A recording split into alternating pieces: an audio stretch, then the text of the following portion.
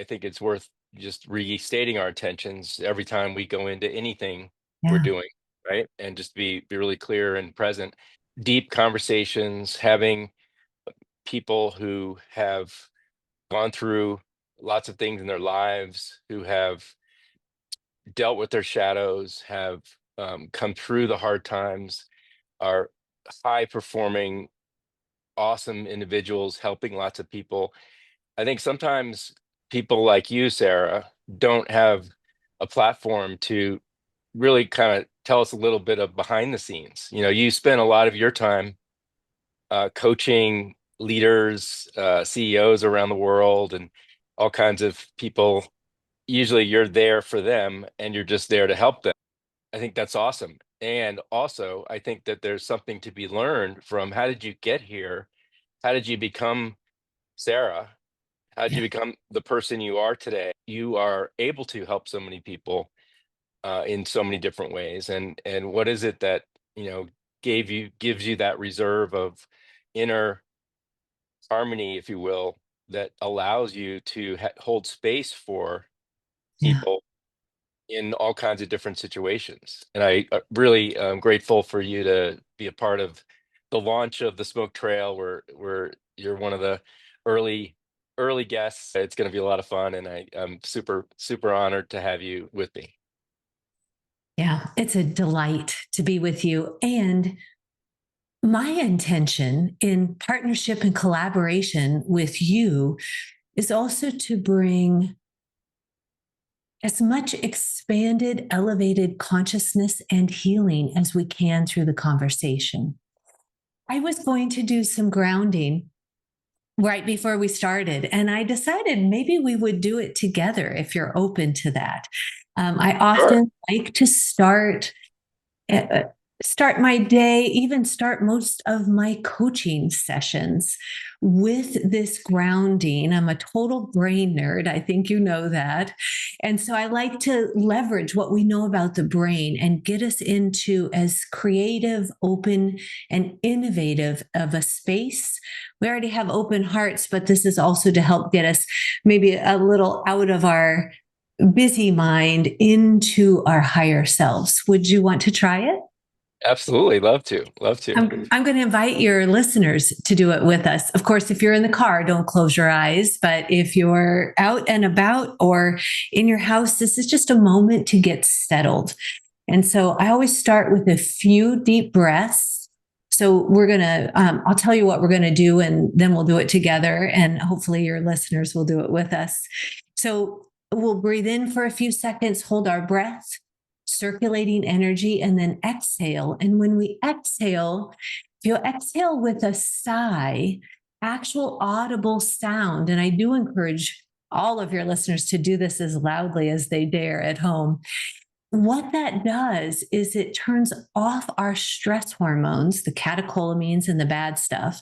And if we do that for 30 seconds to 2 minutes, it starts the production of our feel good hormones.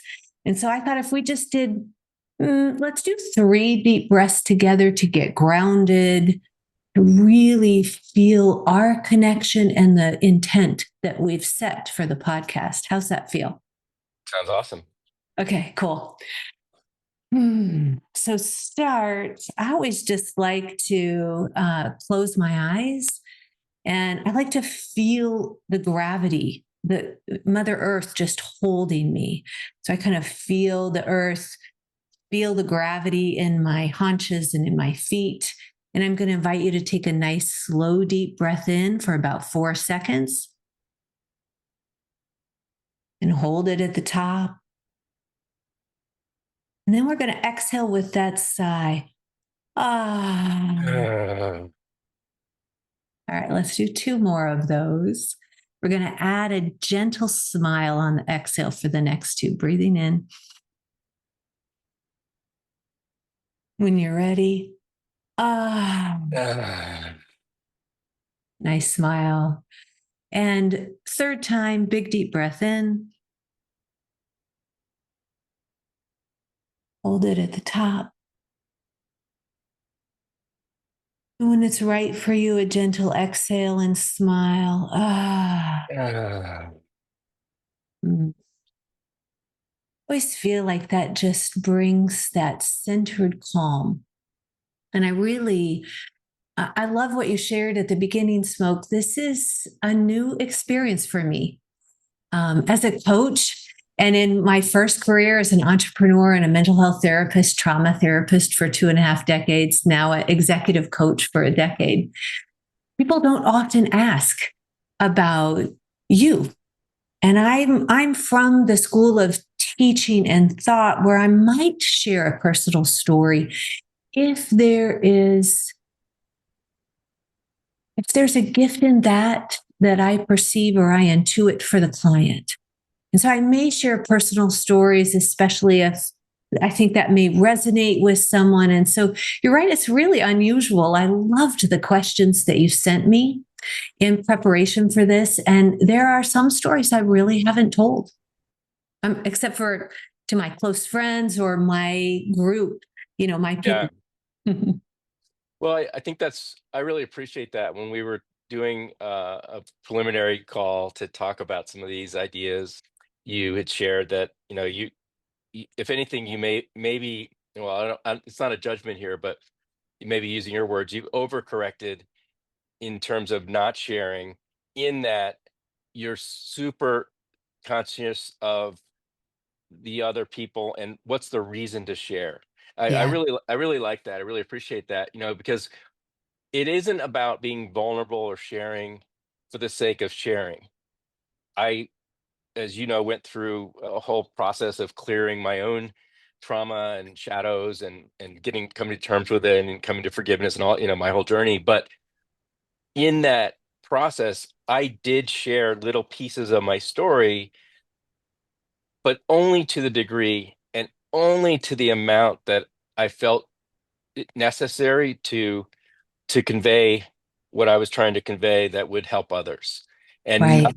it wasn't ever about that story. It was about, we all have a story. Hmm. Here's some of mine. I'm going to share with you because it's super vulnerable and super private. And I'm going to share it with you because I want you to know that I trust you. And this was, to my audience, Sure. but only to the degree that I felt it was necessary. So I really appreciate your privacy with Yeah. regard to some of the things that have made Sarah Sarah. I think it feels bigger than privacy. It's integrity and Hmm. sovereignty around my personal spiritual growth journey and holding those containers very sacred. And it's interesting as you share that because I feel that way in the coaching container as well. So I think one of my secret superpowers is I'll have people tell me things they've never told a soul. And I think it has to do with this way I hold kind of sacred space for myself, my clients, the groups that I work with. And also, I feel really, for lack of a better word, turned off by people who have performative vulnerability. So Yeah. in the coaching world and even in, a lot of the speaking world, you'll see people sharing stories or using stories about their children or their spouse, but it actually isn't, in my estimation, this authentic, deep sharing. It's a hook. It's a way of, ooh, let me get an audience or let me get people signed up for what I'm offering. And so I feel really, there's a real yuck. I have an Yeah. energetic go to that. It's really interesting because I spent decades, running companies and Yeah. in leadership, doing all kinds of different things. And along the way, I've had the great fortune of having great coaching and, speech coaches and presentation coaches and some of the world's best, right? Like literally. And so what's interesting is being authentic and being genuine and being willing to share vulnerable stuff and things that are very, very close to you, and knowing the professional tricks of the trade, if you will, the ways in which Right. you can convey a message properly, the story arc of a talk. and incorporating that, and yet keeping your genuine authenticity of why you're doing it. Because like because there's nothing wrong with being polished, being dressing up, and I was honestly, I was thinking about what is my look for this show, for those that are actually watching a video, right? Like, so I'm sitting here, you can see beautiful Sedona, some of the rocks behind me. How do you engage with people? How do you engage an audience? How do you talk to a coaching client or a team or a group of people? Don't get caught up in that. It's not about that. It's about what is in your heart, what is the genuine message you're sharing, and make sure you don't get, caught up in the how do I present myself? And yeah, that stuff because it's what professionals know, but it's about how do I stay true and speak at from my higher self to your higher self at a Right. level that is beyond words and beyond presentation. Yeah. I also think your intent behind this podcast is so much more than that. So I love that you're aware. I mean, this is one of the things that I absolutely adore about you is how mindful, self-aware, conscientious you are, that you're able to think through all of that, land on this is what feels good for me, and move forward. I think about, in YPO or some of the mastermind groups, how we talk about that 100% from the worst, the very bottom 5% things to the very best top, 95 to 100% spectrum of what you experience in life. I think the idea of certainly when you sent the questions and the idea of what you want to bring is really exploring those extreme edges. A lot of us have shared the middle stuff and the authentic sharing of what's really happening and some of my growth story, some of my journey, some of my consciousness expansion is intimate and incredibly powerful. I mean, it's been the most amazing aspect of my life, of my soul in this lifetime. It's just been incredible. And also, you know this because most of my clients are incredibly successful, really wealthy owners and founders of businesses. Sometimes when I get into woo woo adjacent material, not sure what to think about it.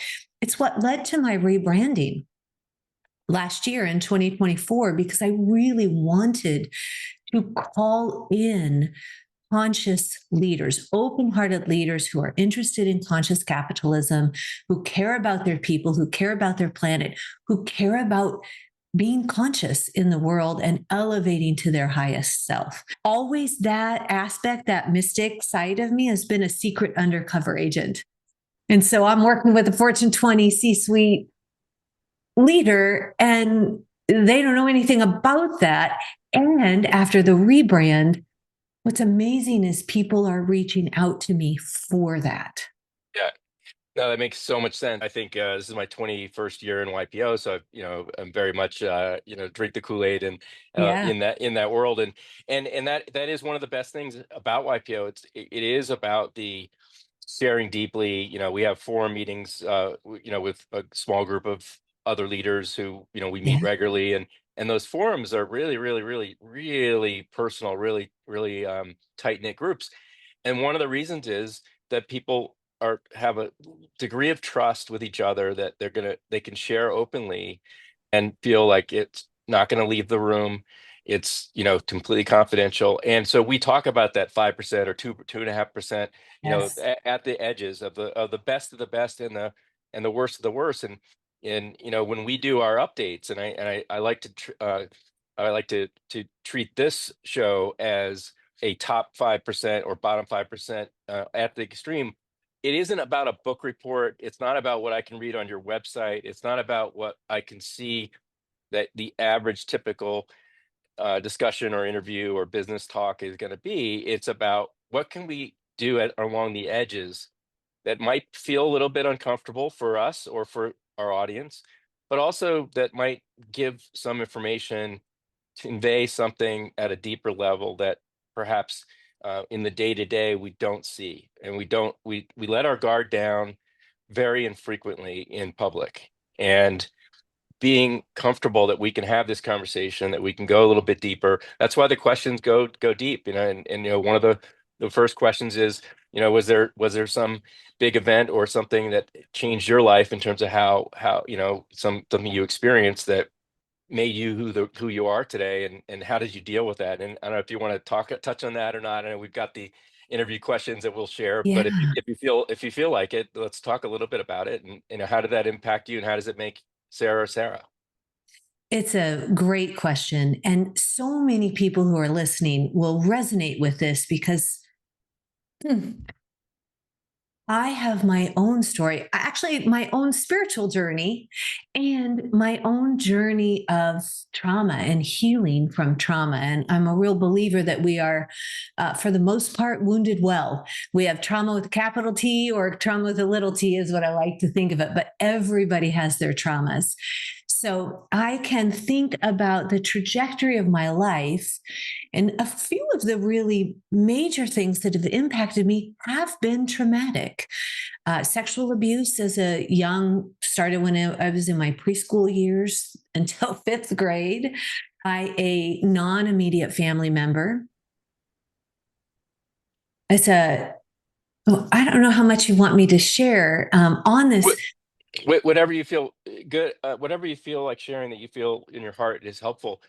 You know that I have Right. experience along the same lines, and I've shared it in a public arena as well. So it's a very uncomfortable topic for a lot of people, but it's something like 1 in 10 children in America will have experienced some kind of sexual abuse as a child. I joined the board of a group called Sacred Child, which is a group that is founded by a friend of mine whose granddaughter was abused by her Mm. father. And when they figured out what was happening, he went to jail, and my friend's daughter and her two young children went from a $150,000 salary guy to a single mom earner household. Their lifestyle changed. There was a lot Yeah. of challenges with bills and everything else, and so my friend was able to step in and help his daughter. But it opened his eyes up to he and his wife's eyes to, well, what about all the other kids that are abused, and what their families aren't as fortunate as ours? And so and Right. so so Sacred was created to give short-term immediate financial support to the family of a victim in the transition from, like, the dad went to jail, or whoever, Yeah. and they're trying to find Beautiful. housing or whatever. And it's little things. It's like $3,000, 5,000. That is like the world for some of these families. Right. But I think it's brave and important that we who have direct experience, whether it's ourselves or people in our family, or people that we know, that we're okay to talk about it. And Yeah. I know you have.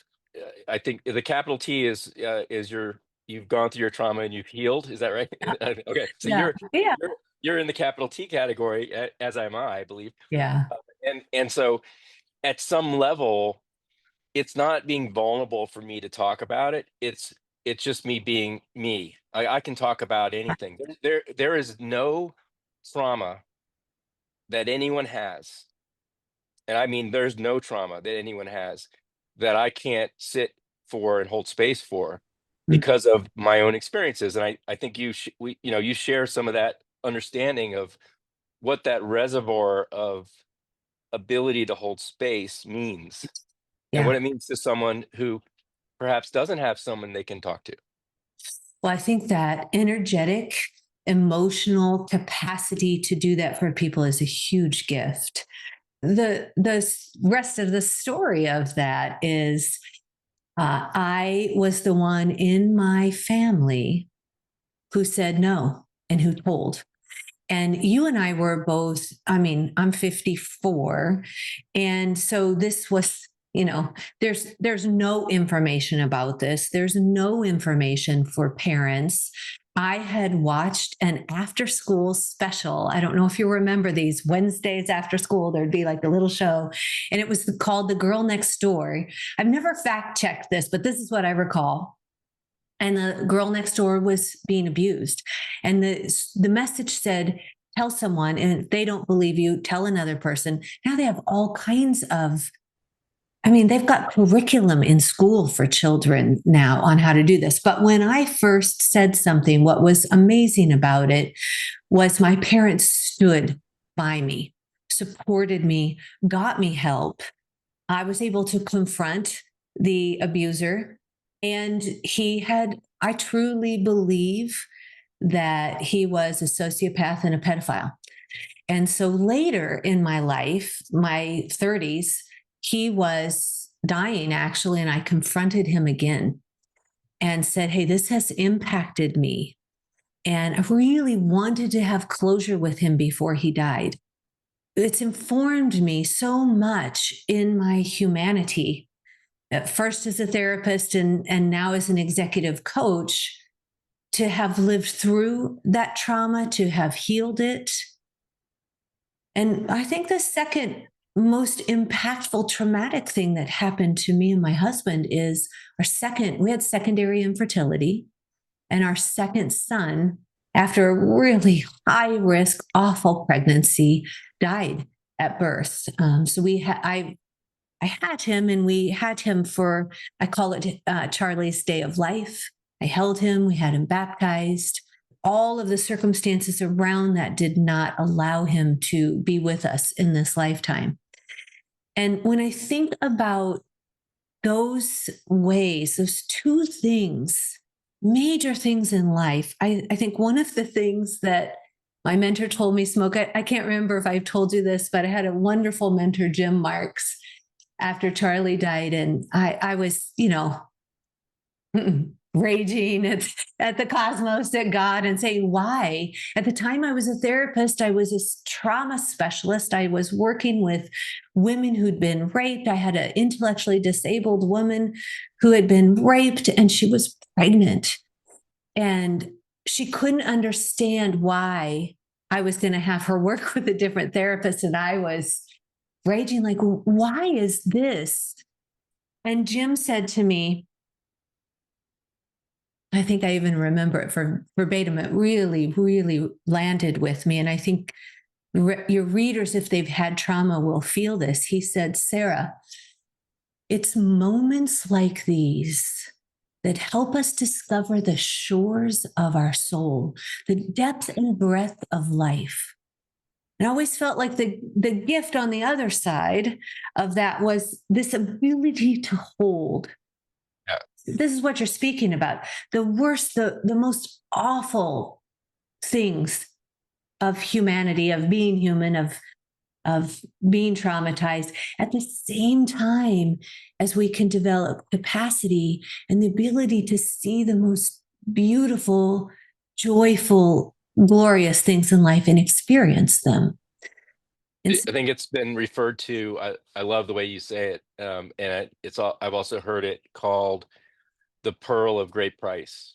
yeah, This pearl of wisdom that is only you only receive this pearl by having paid the price of trauma, of having gone through it and having put your conscious awareness on it.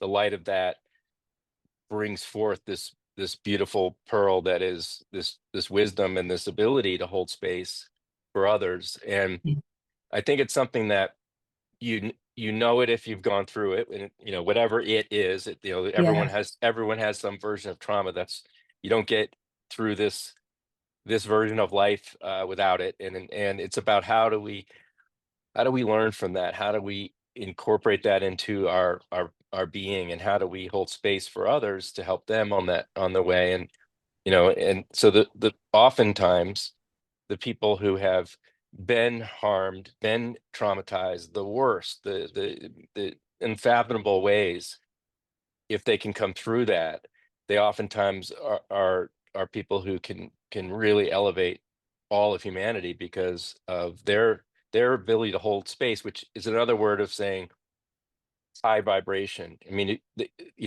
it's about almost the depths of your suffering. It's almost equal to, or it's a springboard to the level of love and compassion you can bring to others, yeah. is how I feel it.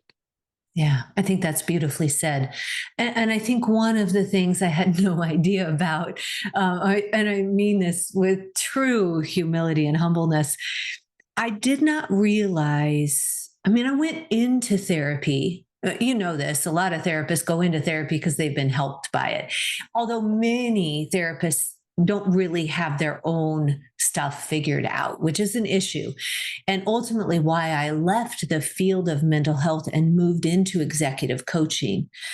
I didn't realize how well, though, that would serve me. This sitting with people, one family, one couple, one person at a time for 2.5 decades, holding trauma, helping them heal. There is nothing people can share that will shock me. I also think that capacity, that ability, I have a real belief. Have you heard this in the coaching world? A lot of times people say, oh, your ideal client is you, which I think is total bullshit. Have you heard this? No, not that Okay, exactly, but so in the coaching world and in training, people will be like, "Oh, the person in front of you, like you're going to coach the people who have your issues." I actually think that's really, I don't know, egotistical and short-sighted. I want to be not 1 year ahead, but 10 years ahead where my clients are spiritually and with my emotional capacity and the ability to hold space for them. That upward spiral of consciousness expansion and being able to be there is part of what helps people have that quantum growth and lift. and Sarah, you and I totally get what you're saying, but also, isn't it true that no matter how far ahead, quote, you are in terms of like your own processing, your own integration, your own ability to keep the dark and the light in one place and Yeah. be who you are, gives you that ability to help them. But also, doesn't it aren't you changed by each client? Aren't you affected directly? So while yes, you're holding space maybe here for them and helping them see something that they couldn't see over the edge of, right? Over the, like, you're Yeah. helping them peer over the fence. But at the same time, aren't you also every time learning some other aspect, and Yes. it's interesting, isn't it? Well, think about that population curve, just that bell shaped curve. I am way on the outlier for growth and development. Like, that's where I love to be, in the learning zone. So as I work with clients, I am always growing and learning and expanding. I'm doing research right now on polyvagal theory because I have a client that I want to bring. That's expanding my knowledge, but it's really in service of him so that he can work on getting out of freeze into more of an action, healthy state. So kind of coming back to a little bit about integration, transcending our traumas, to me, is about integration. It's about understanding them, putting conscious light of awareness on them, understanding them. Different people have different processes to get through that. For me, it was forgiveness. For Yeah. me, it was forgiveness for to anyone and everyone, and myself. And I think forgiving yourself is actually the most important thing you can do. But and the forgiveness isn't about them, it's about you. The forgiver is the beneficiary of the forgiveness. And so once you've done that and you've kind of unlocked the trauma, the pain, and you've gotten to a point where, like, it doesn't hurt me to look at anything that's difficult because I'm okay with it, and I'm okay with it. So you've done that. Now it's like integrating it. And I think a lot of the this is this will sound like a judgment, because a little bit of it is, I'll admit, but I don't mean it judgmentally. I just mean it as like I'll put it out as like a hypothesis, right? So as Okay. someone who's a professional had been a therapist for many years, and the therapy world is extraordinarily valuable and can help people become conscious of their own shadows and their own issues. And it's stuck in this like hamster wheel of uh navel gazing, continually mentations of repeating the same stories over and over again, and just like there's a level of mind, the ego mind, which is self-contained and will never get beyond itself. Like Yeah. you can completely be stuck on a hamster wheel. And I think some people use therapy, some therapists aren't conscious enough to know, to understand this, that it isn't about the trauma, it's about transcending it and the integration. So how do you, first of all, does that Well, ring true to you? And then yeah. how do you bring that to your world of leadership? Yeah. So, a couple of thoughts. Yes. In fact, that's why I left the field of mental health. I always loved connecting with people. I loved making a difference. I felt a real sacred calling for that. And I think of it not as a hamster wheel, but the drama triangle. So the persecutor, rescuer, victim triangle, the drama triangle. Often, a therapist will sit with someone in their victim space, support them, give compassion, give love. The kind of therapist that I was cognitive behavioral. I had a lot of tools in my toolkit, EMDR, some different things like that. The point was to change how you show up, how you think, and how you behave, which is the type of therapy that makes the most difference. And even still, back in 2015, when the DSM 5 came out, I had a friend who sat on our state mental health board, and he said, "Hey, Sarah, okay, here's the deal. You're going to need to start giving clients 4 diagnoses, and then you can drop them systematically so that you continue to get paid by the insurance company. This is what managed mental health is going to do to us." Which I fundamentally disagree with. I don't believe in pathologizing people. I actually hit in my own professional life what I call the excellence plateau, where you're stuck with really being a little bored and burnt out. And I knew that I was on my zone of excellence and there was something bigger calling to me. So I mindfully went on this journey to figure out, okay, how can I take my skills and what I love and bring that to the world in a different way? I have a little different way of thinking about transcendence, and it might just be semantics, Smoke. I actually think of it in terms of alchemy and transmutation. So transmutation is that biological process happens in the while I look out at a forest right behind the house here. When the leaves fall and then they decompose, they become energy, they become nutrients for the tree to grow. And I feel like our most my in my experience, let me use it in my terms, my experience of alchemizing trauma has been to use it not to separate from it or lift up out of it, but actually to alchemize it, to use it to reclaim my energy from that time and harness it and use it for better things. It is semantics because it is how I look at it as well. I You thought said it it might really be. really nicely, and as we alchemize the trauma, as we get conscious awareness on it, understand it, forgive, do whatever we have to do in our process to alchemize, right? It's all these different, methods and tools and things. Yeah. And as that happens, what happens is you open up a portal to source, to God, to Yeah. whatever you want to say, love, the field, universal consciousness. It is the higher power that is in and among all of us. And we get access to that through this alchemizing process. So that energy that you're talking about, that you release, what is actually, I think, is happening is we all have that energy. It's all there, but it's veiled from us. It's hidden from us, and it's hidden from us by our own shell, our shell around our heart, our shell around our trauma. And as we crack that shell and as we break through it and as we put conscious light on it, the energy is released, and it's released and it flows through you again the way it's supposed to. And that's what is accessible to everyone. Every human Yeah. on the planet has that at their fingertips if they can get crack this code. Love it and agree. I do totally agree. There's I know that I've shared with you that I am studying shamanic lineage. Teo Alfiro is my teacher from the College of Expanded Consciousness. So I've been studying with him for quite some time. And this shamanic lineage would say you don't release the energy, you have a reclamation of the energy.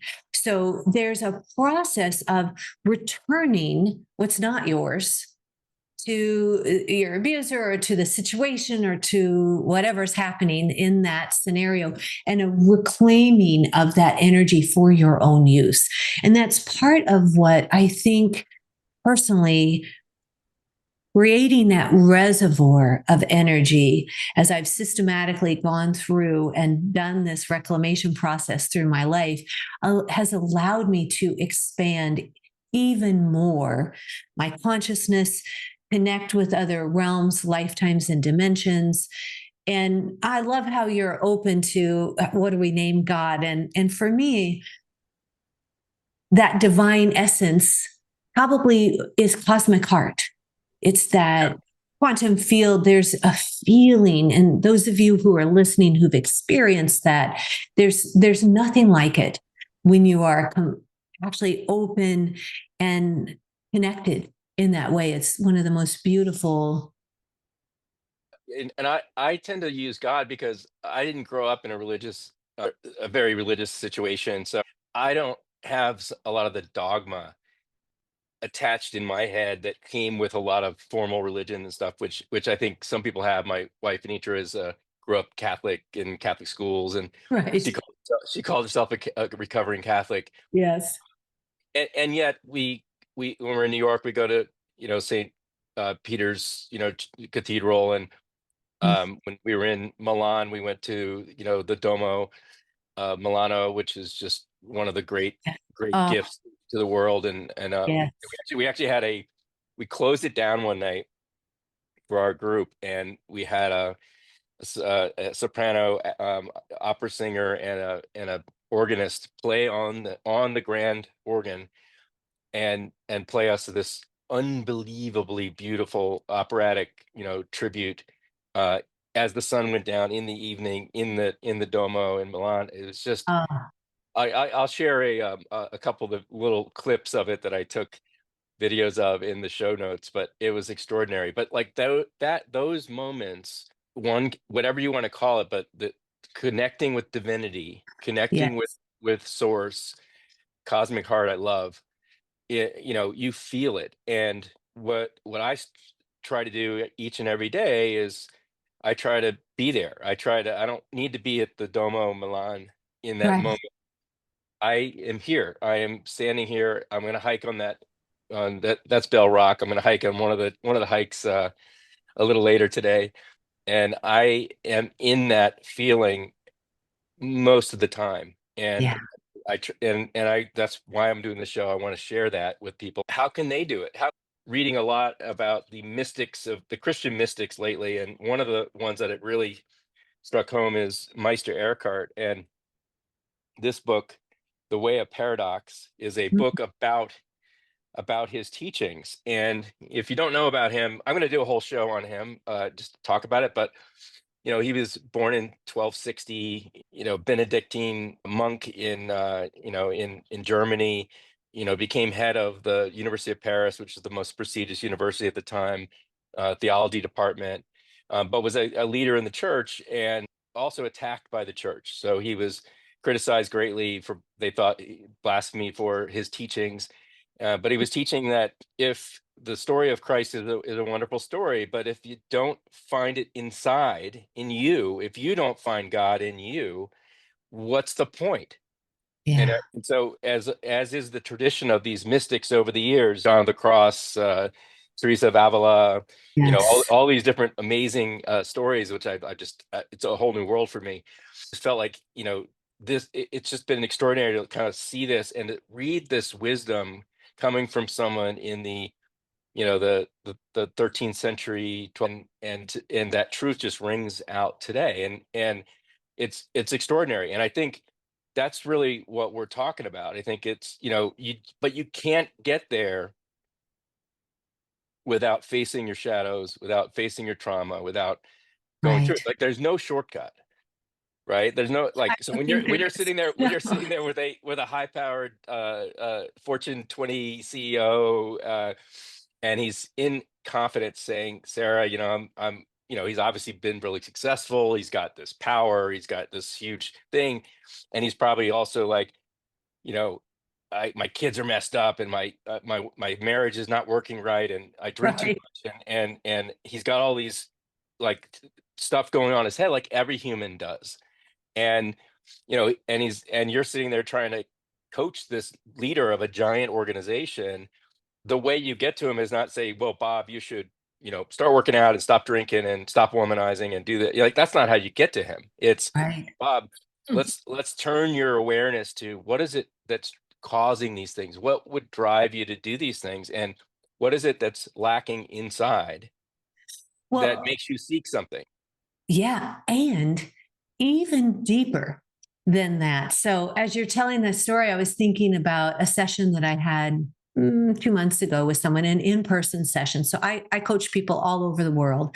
But this person I happened to be, I got to meet with in person. And this is an incredibly successful CEO of really successful, well known business. I'll keep everything confidential to protect his privacy. And he had a near death experience. So he had pushed himself so hard. This is going to sound, a lot of your people listening are going to resonate with this. He had exhausted himself. His only way of functioning to find this success was to force it.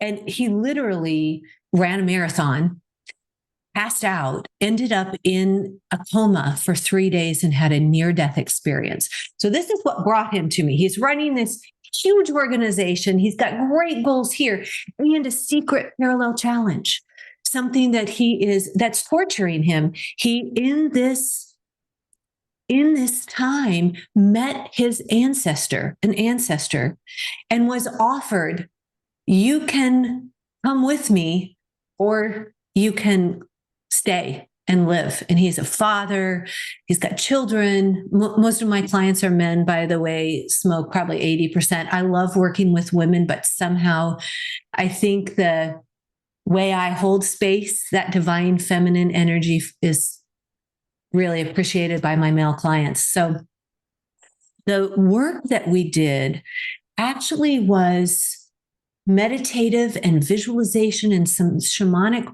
practice to bring him into a higher state of being. We invited his ancestors into the room because after this happened, he was tortured with, why did I choose to come back? And how can I be a better spouse, father, lover? How can I show up for my family and do this differently? I can't, all the things that made me work before, now I know are killing me. Like, I have to make this huge change. And he'd had this bifurcation of life before and life after. And the work that we did was to integrate that alchemizing, that transmutation of deciding and really getting clear on, I'm here, how do I want to show up? And how can I do that? Elevating into my zone of genius with effortless success and be present. And so we worked on the being of who he is. I always think coaching, I have this theory, surface level coaching is, how you think. A little bit deeper. So it might be tools, strategies. A little bit deeper is going to be mindset. We're going a little bit deeper, but where I really want to meet people is at the level of being. The being of who you are. How are you showing up, and why are you showing up this way? So that was a real energetic shift for him. And we worked together. It wasn't just this one session, but it led to this session, which was very transformative, where he felt the lineage, the support for him backwards and forwards for his children and their children. It was incredibly healing. And, he said it blew his mind. And I felt such an honor to support him in that integration. So it's not I love that. after. And it rings so true to me. And I think what a lot of us face, all, in this process is it's the it's the doubt, it's the self-doubt. And you hear it a lot in leadership circles, imposter syndrome thing. It's a real thing, and for those of you that are like up and coming aspiring leaders who aren't there yet, and but you have your sights set on running a big business or organization or whatever. You're going to have this moment at some point when you're there of imposter syndrome where you're like, the dog just caught the car. What do I do? And it's literally like, it's like they all look at me and I'm supposed to have the answers, and I'm just me. I'm just the same. I'm just that person. I'm still the kid that I was. And now I learned a few things along the way, and I've got this exterior persona that it has been built around me, that I have built around myself. That is, what the world sees of me. But inside, I have I'm this kid who's, oh, wow, okay, what do I do now? And Yeah. that is the most natural thing in the world. And I think once someone like your client who, has an experience like that, where and sometimes it takes a near-death experience, or it takes Yeah. an illness, like a severe Yeah. illness, like cancer or Yeah. something, or some or a dramatic loss, like some kind of traumatic thing that shakes things up. Alcohol, the 12 steps groups, you don't get there until you get hit rock bottom, and the power of healing happens once you've hit that. So all these different ways to kind of get to that moment of like wake up and be introspective and start looking internally. But that self-doubt is something that's real. And I think what happens is your conscious awareness, if you spend enough time in contemplation, in peaceful inner introspection, that it just melts away. And what happens is, it's not that, like, I know that I don't know so many things, and I literally have no idea why God created these mountains, other than so that I could go get closer to source and hike on them. Yeah. I don't have any idea why all this is happening. I don't have any idea if I run into a challenge later today, why it's happening. So, and I don't control it. I'm very, I'm more aware of what I don't know today than any time in my life, and I'm also have no self doubt. So, like, it's a really interesting tension, right? The self doubt is much higher when you portray this giant confidence Yes. persona to the world, and when you can be comfortable in your own skin and really connected to your true self, whatever you define that, but I know what that is, and you're living in that true beingness, Yeah. then you don't know the answers to most things, but you have no self-doubt, right? Right. Isn't that like Yes, and you're also at, really illustrating what a beautiful mystic you actually are. I'm very much aligned with this. What's interesting is when I have people reach out to me, either they've seen some of the successful clients that I've worked with. So I'll have the rising star who wants to figure things out, wants that confidential sounding board and support. Or I have someone at the top who's really unfulfilled or unwell or unhappy, and they've had an awakening of sorts. It can be trauma that brings the awakening. Also, people can have amazing experiences where they feel a connection to source or God. I not spiritual or religious or anything. I just something came over me, and I prayed in the temple at Buddha's birthplace, and I just had this clear message to source, to higher power, a wish for peace and heart, peace and love. Yeah. And it wasn't that I didn't have love in my marriage or love in my family, or like I did. I have lots of friends. I was successful and everything else. So it wasn't, for me, it wasn't like an accident or an illness or a near death experience. It was Yeah. like I asked for help. And I think that's one of the things I want to say. You have to ask for help. If you ask for help, it will come in one way or another. and it will come to you in unexpected ways. The right coach will show up, the right teacher, the right person, the right counterparty, whatever, it will come. But you have to genuinely ask for help. So ask the universe, ask universal consciousness, ask the cosmic heart, ask God, Yeah. ask Buddha, ask Jesus, ask Krishna, ask Whatever works. Zoroaster. I've been going to Zoroaster a lot because, like, a lot of people don't remember who he was, but he was also calibrates at the highest level of Yeah. consciousness, and it was an old school religion, kind of the old Persia. But so you ask any of these beings that are human manifestations of God, right? They got as close to you, the being divine essence in living form, is how I look at all of these avatars who major religions were created around. And don't worry too much about all, or if you want to worry about it, doesn't matter. The religious stuff is less important than the teachings of the Yeah. avatars.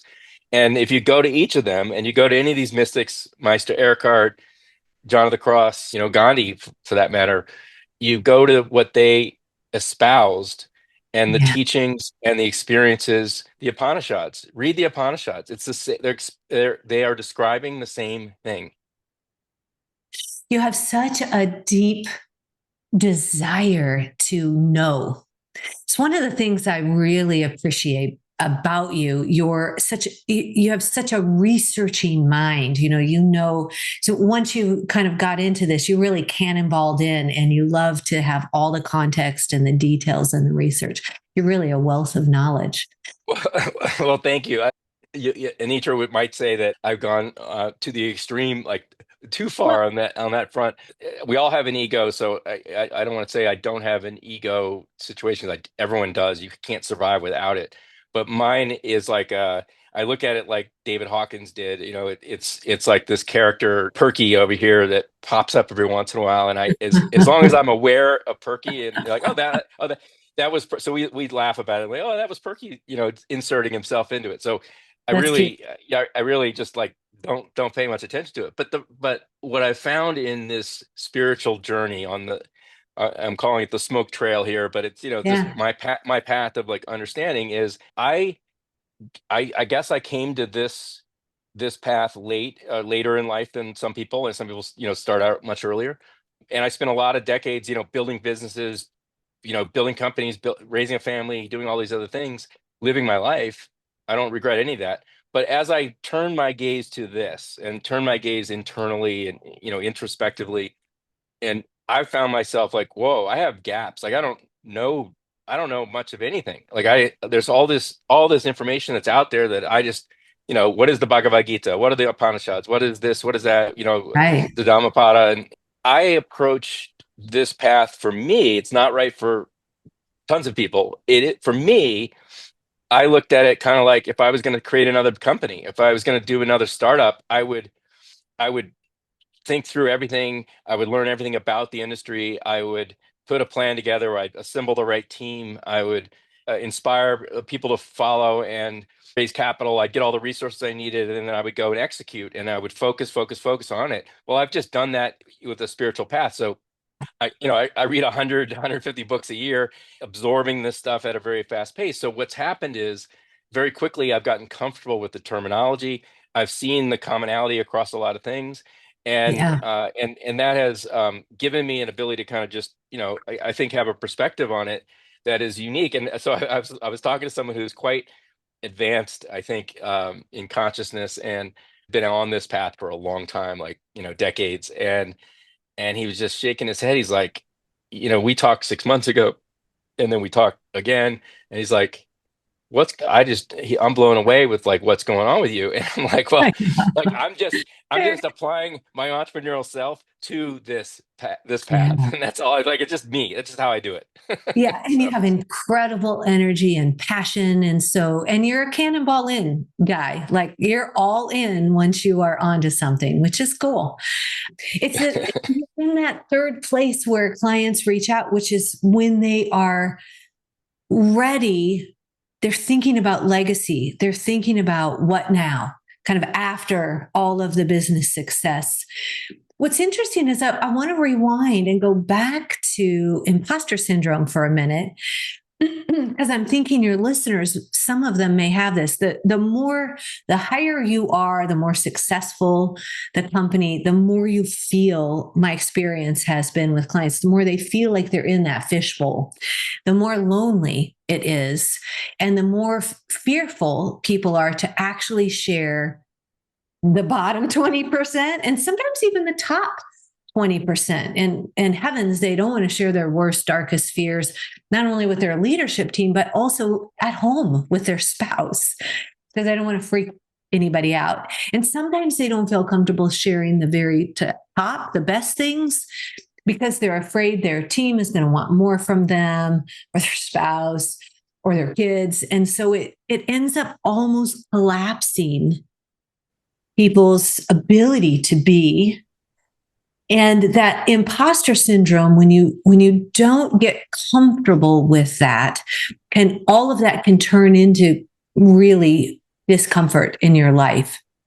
I always suggest, because the way I've learned to deal with my own imposter syndrome is when I feel uncomfortable, when I'm in a room where I'm not the smartest person in the room, or I'm meeting with the five most amazing people, and it feels a little uncomfortable, that I've really learned to calibrate that imposter syndrome into, oh, okay, excitement. I'm leaning into my growth edge. This is really fun. And when you think about it, what we know about brain science is the person in line for a loop de loop roller coaster ride, the person who's terrified and the person who's saying, yeah, bring it on, and having the time of their life, what's happening in their brain is not that different. They both are having adrenaline, they're having Right. stress hormones, they're having this biochemical dump of internal hormones that get you ready for activation. So all we have to do is channel it a little differently. To that point, Jim Yeah. Finley is a guy I've become really a fan of, and he's written a book on Meister Eckhart and Thomas Yeah. Merton, and he studied under Thomas Merton back in the 60s. And anyway, he tells a story of this study. They did a study of these paratroopers, and they connected them up to all these measuring things, and they wanted to see the difference between the experienced paratrooper and the novice. So these Yes. guys would like go up on the plane and be ready. The door would open, spike of anxiety, getting ready to jump. When they jump, anxiety goes to the roof, the heart rate, all the measurements, parachute goes, anxiety all the way down. So they every step of the way, they were like freaked out. Yeah. The experienced ones, the ones that had been doing lots of jumps and had done it for a career, door opens, no real change. Line up, no real change. Jump, no real change. Parachute opens, no real change. It was right before they hit the ground where it would spike, because it's the ground that actually is where you get hurt, Yes. right? But the point of it was like, okay, we all are going through this life. We're all paratroopers. We're all like running into resistance, and we're running into challenges and losses and various things. It's how we approach it. It's how we approach it. It's the perspective that matters. So these guys, had enough experience where they're like, okay, well, I can do this. I can do this. That's what a higher level of consciousness gives you. It's just being aware. Like, I still have the same problems that everybody else has. I have to go. I go, into town, and Sedona is beautiful, but there's a lot of guests, a lot of visitors, Yes, there and are. there's like traffic circles. Which luckily in Carmel, Indiana, we had the most. We had the most traffic circles in anywhere in the planet, I think. So we know how to drive them, but a lot of people don't. So like people are like frustrating, and they're tourists, and they don't know where they're going, and they're blocking it, and it's like it takes a half hour to go where it should take 10 minutes. So a version of me would have been frustrated with that and been like, what are you doing, what are you doing? And like the current version of Smoke is like, it doesn't matter to me at all. Like, I could care less. I'm like, oh, those poor dear people, they just don't know how to drive in that thing. And I'm just like, oh, well, what if they're going to figure out how to get off the traffic circle or not? Just I'm thinking about it. But it is, and there's the same circumstance, and it's just how we perceive things. And Yeah. So I think that's the experienced paratrooper to the novice, the person who has lived some of their life, have spent time facing their shadows, have gone through the Yes. the transmutation, the alchemical process. What the difference is, not that they're not going to have the normal ripples of life, the normal resistance, the normal things. The difference is how they respond to it. And Right. you can get to a place where it doesn't really matter what happens. It's just about, okay, what am I supposed to learn? How am I supposed to do that? And it is a level of non-attachment, which is Yes. different than different than detachment. It's not that you don't care, it's that you're not attached to any one outcome, any one thing. You just are okay. You're like, I may have desires like, oh, I'd rather have it do this, I'd rather make $1 million on this deal, I'd rather, you know, have everyone be healthy. But I understand that, like, I am not in control of that. I am in control of how I respond to things. So what I Right. do is I'm just calm about it at all times whenever I can be, and that's what I strive to do. Yeah, it's that ability to slow down so you can be proactive instead of reactive. What I think a lot about trauma, and this goes right along with what we're discussing, is when you have trauma, especially when you're a leader, it's almost more noticeable. When we hit those things, it's kind of like a record. Uh, Hopefully people have had a record before that has a scratch and it skips. And every time skips in the same place. And Yeah. until you actually address that and do some healing work and some transmutation, that thing that triggers you and trips your trigger is always going to cause a skip in the Yeah. song of Well, life. I love that. And it's really the energy. You talked about EMDR and some of the other Yeah. techniques. I'm a huge fan. I've been learning about all these different modalities of ways to, but what it is so sometimes it isn't about, oh, I need to look at this specific trauma that I experienced and I need to process it and understand it. Like, sometimes it is about that. Like, for me, it was in certain situations. But sometimes it's just, well, recognizing there's this energy that's stuck inside you, Yeah. that you never cleared. And there's ways to clear it without even addressing necessarily what it was. There's a Dr. Salt who's one of the top EMDR guys, and he's combining it within his practice, and he's having tremendous success. Like, literally, people are, quote, being cured from whatever their thing was, in 1 or 2 sessions. Yeah. And it is about clearing the energy. And his research shows that 50% of the population has some kind of infant trauma being between the time you're 0 and 2 years old. So Yeah. in most cases, we don't remember that. But, like, and it could be as simple as you got left in your crib because your parents read Dr. Spock, and they thought they were supposed to let you cry. It could be as Yeah. simple as that, or it could be much worse. But either way, you felt this, like, horrible trauma and you didn't process it. So sometimes what he does is, like, you literally get into, and as part of my research of, like, I'm doing these things. I'm like, all right, Yeah. I was interviewing him, and he's like, well, do you want to do it? I'm like, okay, I guess so. And then I did a whole session. So you get into something On like, that growth outlier. yeah, yeah, so I get into something of a trance state and a relaxation state, and takes me back to, I'm 1 years old.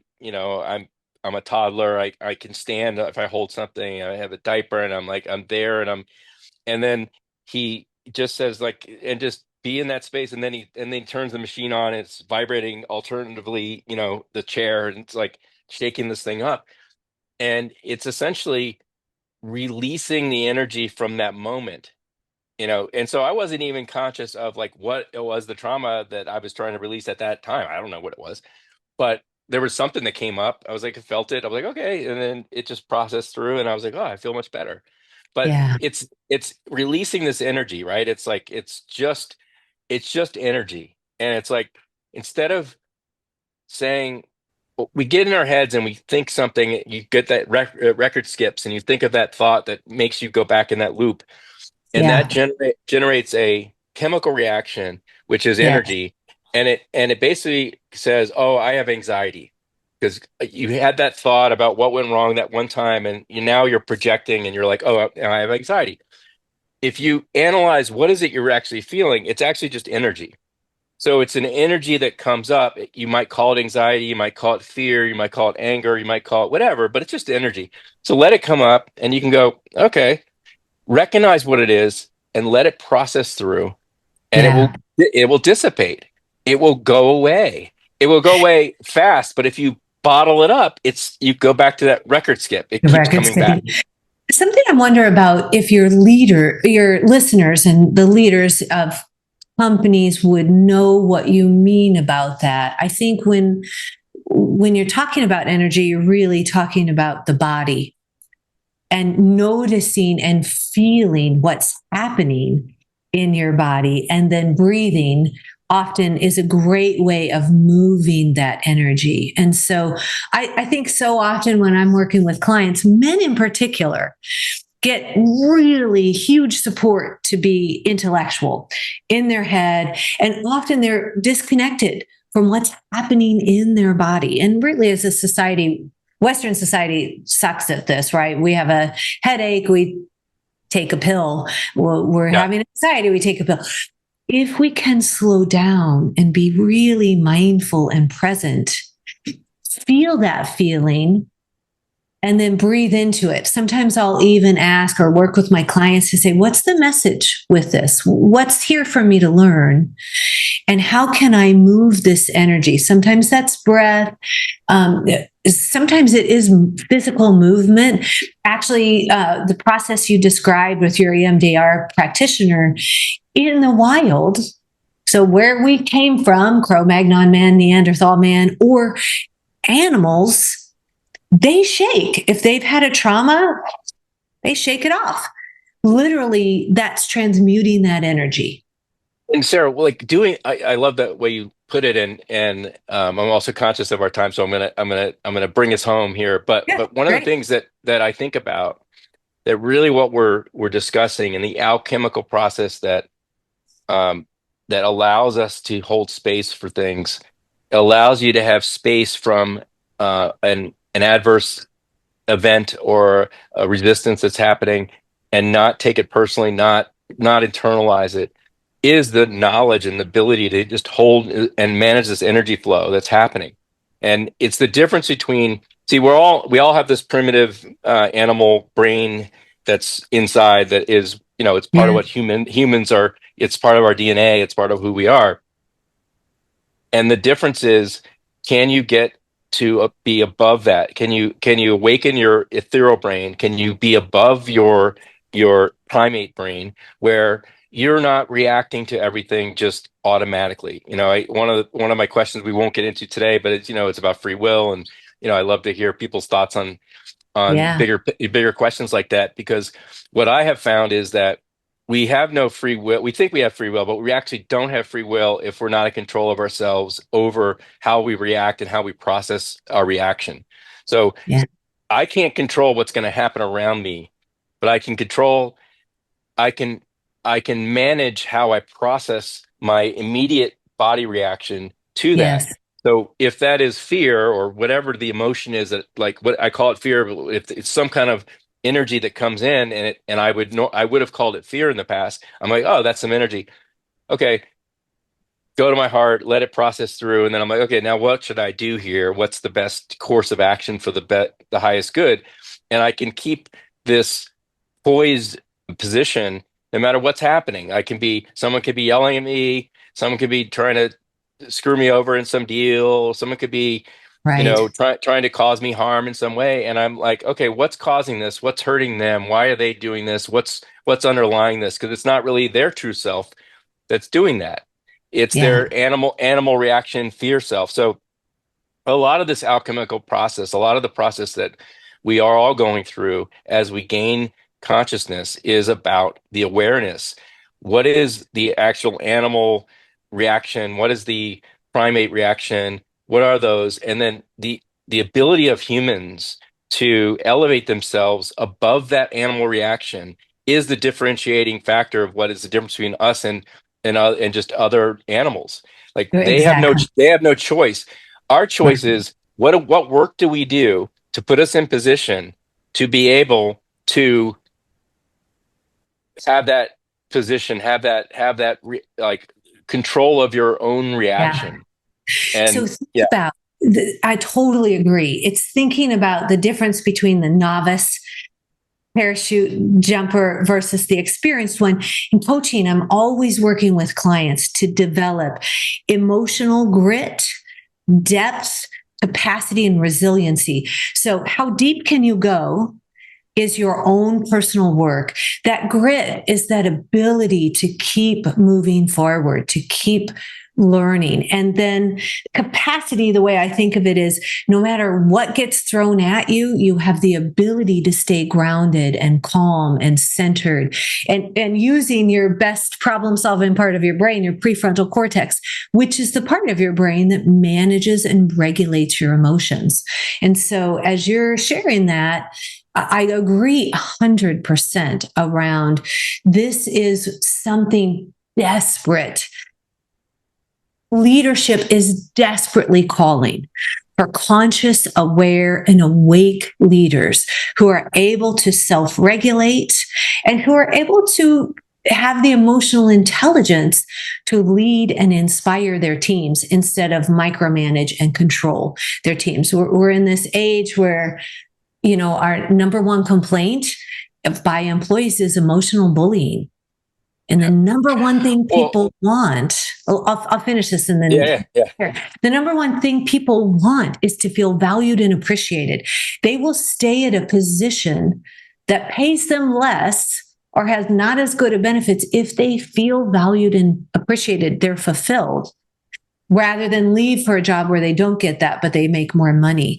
And so the opportunity, what you've gone through, and you're a beautiful living example of this, is this ability to elevate yourself, your consciousness, to learn self mastery, or I think of it as sovereignty, the ability to have sovereignty over myself emotionally, physically, mentally, energetically, spiritually.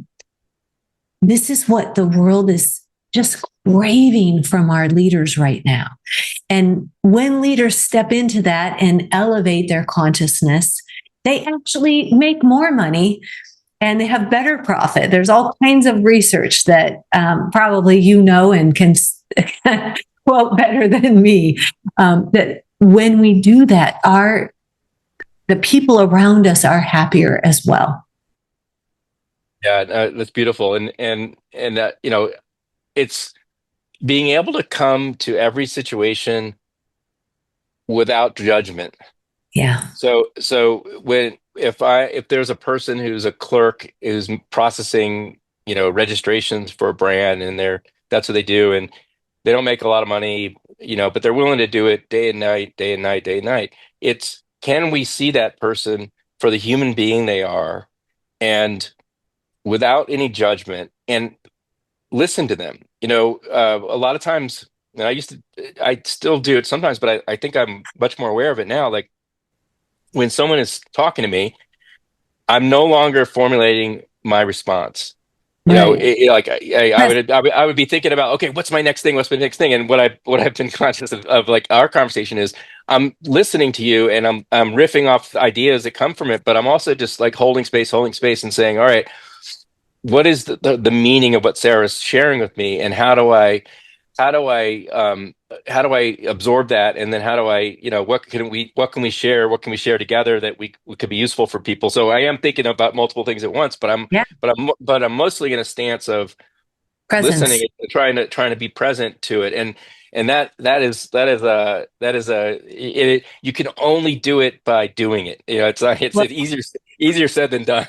I've got a great mini hack. When you're learning to be present, a really great, simple thing that your listeners can do is get quiet and then listen to the room. So just in silence, listening, what do they hear that's close within the room?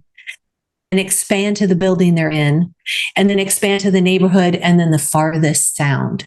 I'll know we live in Nebraska. It's cold right now. I'm very much wishing I was in Sedona and hiking with you this afternoon. It's bitterly cold here today. most of the time we go for a walk middle of the day. My husband and I both most of the time are working from home. We have lunch together, we go for a walk. And sometimes, especially if I'm walking alone, it might take me a whole way along the forest to the lake that we walk around before I actually stop the constant thought process in my head where I go, oh, listen to the birds or listen to the wind. And so your leaders who are listening to this might not have much experience with calming their thoughts. So that simple mini hack is just listen to the room, get quiet, and see what you hear. Yeah, it's really being present, open, and awake. And Yeah. so, like I go back to that little saying, present, open, and awake. And what I notice is, okay, I'm like anyone else. Like I have I have a thought, and I go down a rabbit hole. I'm like thinking about that thought, and but the difference Mm, is, it's a lot faster for me to notice that I just did that. And right. so I'm coming back to present, open, and awake. I'm like, oh, that was nice. And if you don't energize that thought, it kind of dissipates. So what happens is you just kind of, as these thoughts happen, whatever they are, they aren't you. Don't overestimate your brain that's sending you these thoughts. They're coming from the field, whatever energy level you're at, you're getting this stuff from, like, they're kind of universal thoughts. If you're in depression, you're getting the same thoughts that everybody else in depression is. If you're angry, you're getting the same thoughts that everyone else is. If you're happy, you're getting a lot of same thoughts. Like, these are not universal. Like, they're universal. They're not your Yeah. own thoughts for the most part. So once you recognize that, like, okay, that's nice. I could go down that rabbit hole and think about that time and da da da da, or I could just say, okay, not important to me. I live that already. It's already embodied in me. I want to Yes. be present, open, and awake, and Yeah, I love that. it's a powerful. Michael Neal has a great story in his book. It's a great book if you haven't. I listened to it. I'm not sure you can buy it. I think it's Audible. It's Michael Neal's Effortless Success. We'll put it in the notes as Yeah, well. we'll So put. So he talks about your thoughts as if it's the stick floating down the river. And if the stick gets caught in the reeds along the riverbank, I love how he says, you don't really need to pick the stick up and do 10 years of therapy. You really just need to get that thought unstuck, yeah, edge it back into the I love that. flow, and let it pass. I And love that. me too, especially Yeah, because my background, the therapy perspective is past problem focused. As an appreciative inquiry coach, positive psychology, all of the things that I bring, I am future solution focused.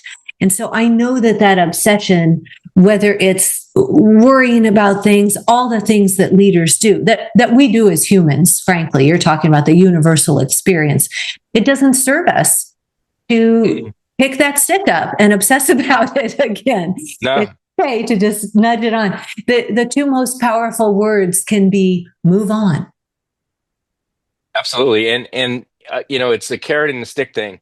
The more you obsess about something, the further away it gets in some ways. So Yeah. picking up that stick is kind of, it might be going backwards in time, and so you're putting yourself there. If you're present, open, and awake, and you have that stance on a continuous basis, you in a place of gratitude, you just manifest whatever you want. I mean, whatever is what needs to happen is going to happen your way, and it's, you don't have to try. It's just being present, and Yes. things will just come your way that you want to have happen. And there's lots of techniques around that, but I think it's really about this stance of living. And it's like, if we're going to be a paratrooper and jump out of the plane, you know we might die at any stage along the way, including when we get on the ground and then someone shoots us.